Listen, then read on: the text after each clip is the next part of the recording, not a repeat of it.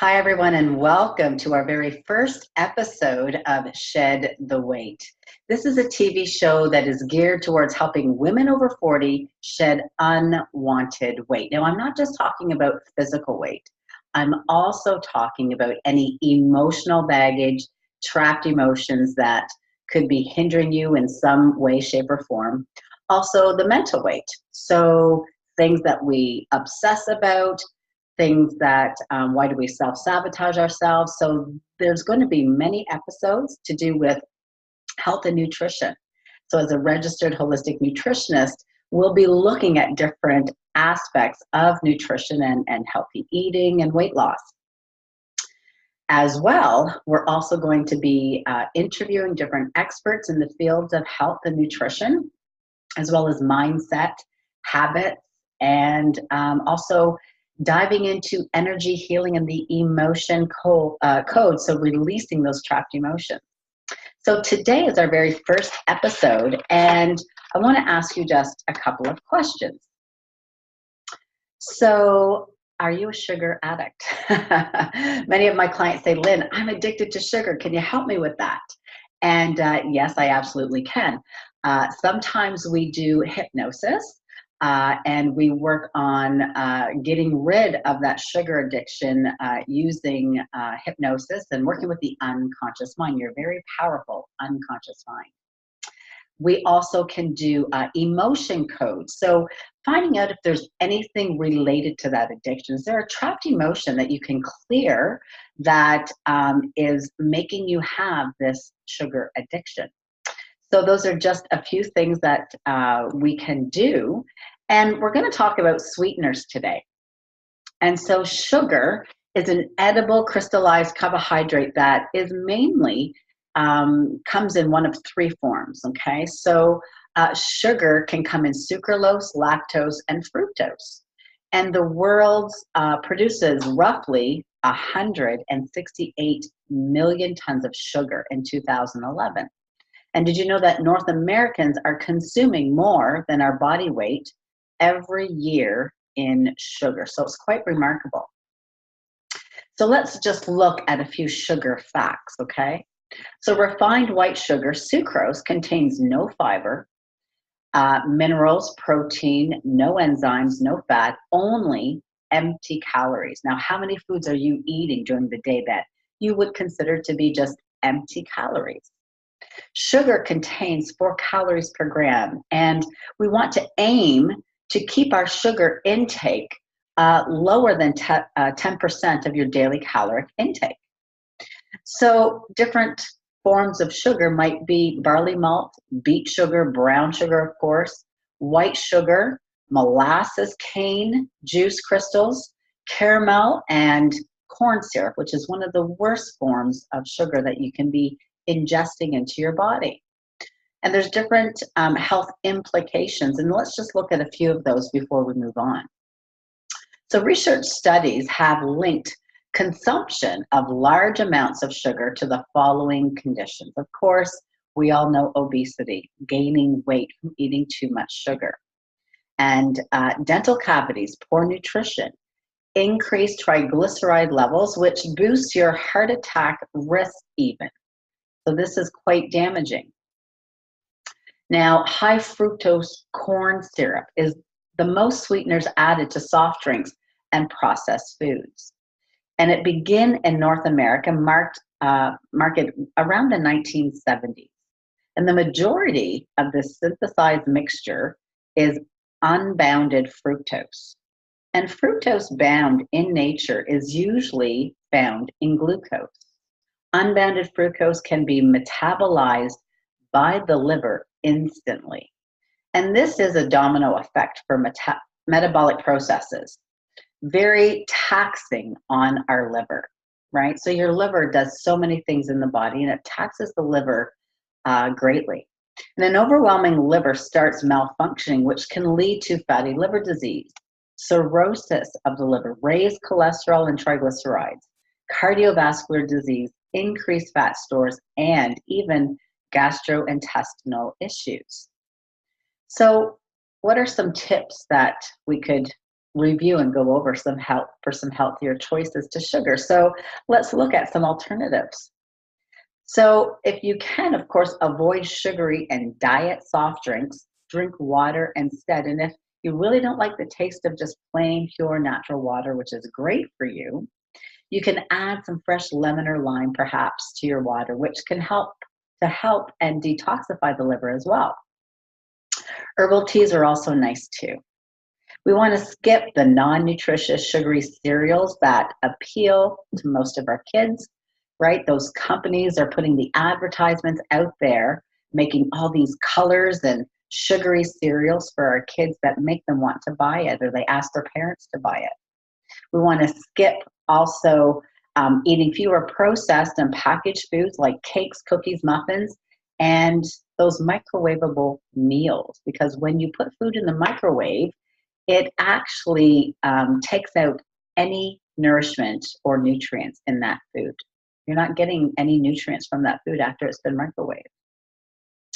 And what can you snack on instead? Of course, are the healthy veggies. Fruits, low glycemic index fruits are best, especially if you have any blood sugar issues. Whole yogurt, low-fat cheese, nuts, perhaps some rice crackers or plain rice cakes with almond butter or natural peanut butter if that's an option for you. So looking at artificial sweeteners, with the rise of diets such as Atkins diet is one of them, people turn to low carb, low sugar options, and they enter the age of artificial sweeteners. Many of the diet foods have a whole lot of artificial sweeteners in them.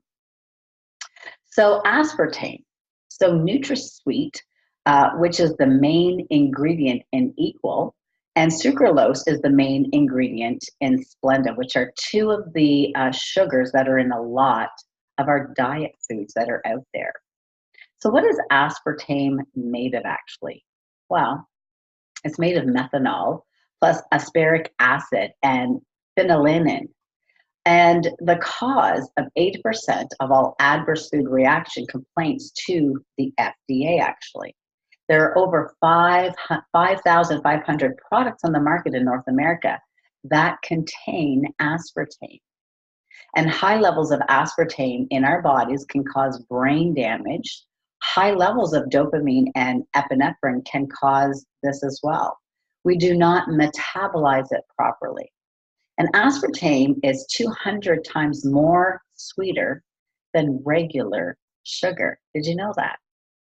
And a 12-ounce can of Diet Coke contains roughly 225 milligrams of aspartame. And the FDA has set an acceptable daily limit of 50 milligrams per kilogram of body weight. So how much aspartame are you getting each and every day if you are a person who drinks diet pops perhaps and eat diet foods that have this aspartame in the different foods that you're eating?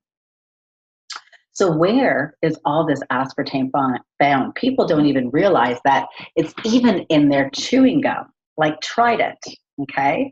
It's everywhere. The majority of gum and mint varieties have aspartame.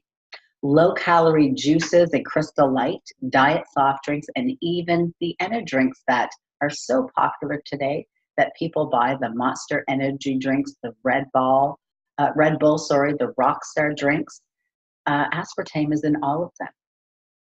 And so what are the health implications of the aspartame that you're ingesting? Well, the body doesn't know how to really digest it. It doesn't recognize it because it's not real food.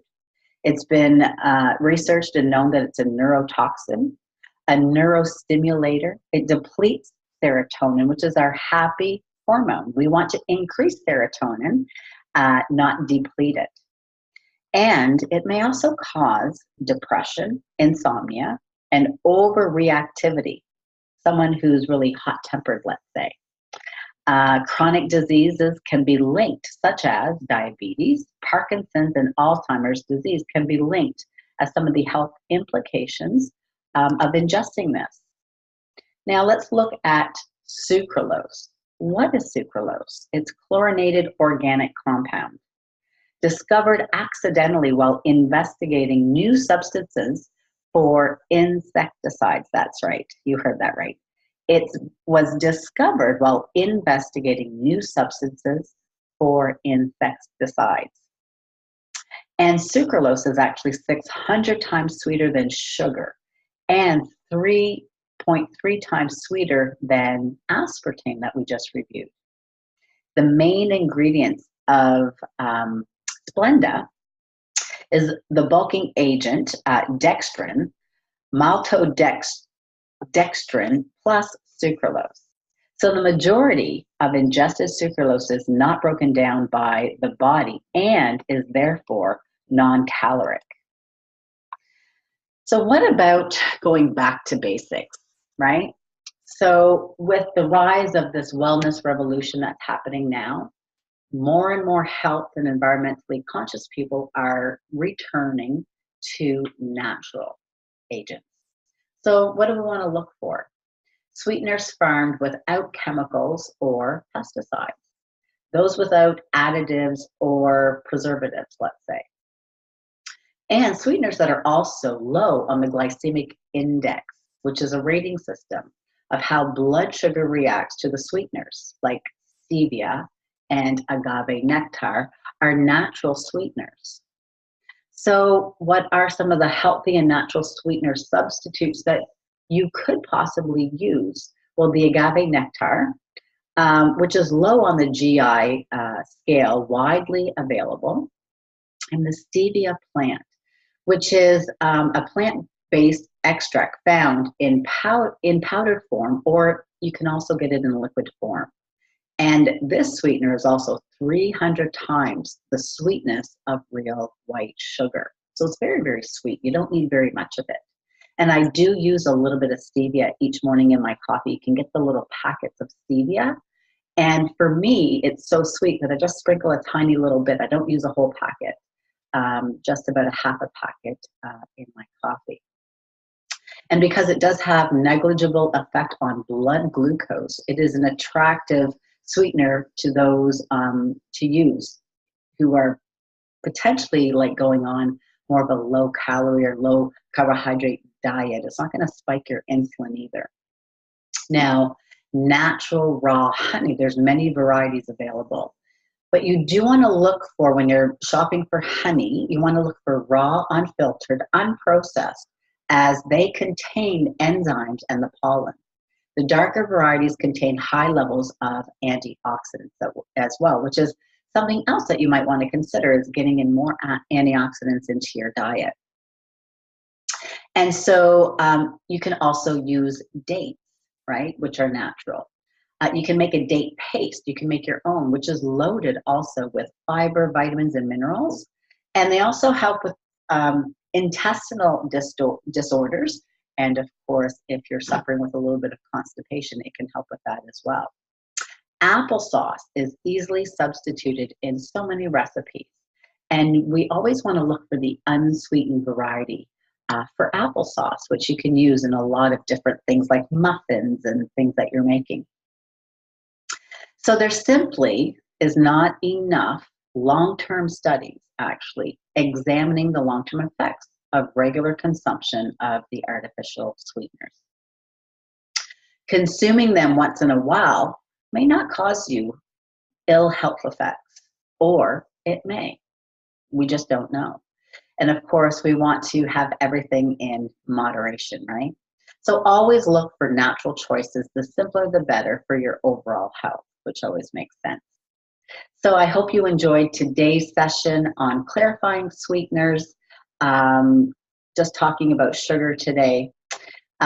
If you're looking for ways to get sugar out of your diet or to lessen the craving for sugar, cutting it out, you may want to consider hypnosis or using the emotion code healing to help you get rid of those cravings. And you can also reach out to me on my website at www.lynnthier.com. So I'm wishing you a great week ahead. And I hope that you enjoyed today's session on sweeteners. And we'll talk to you soon. Bye for now.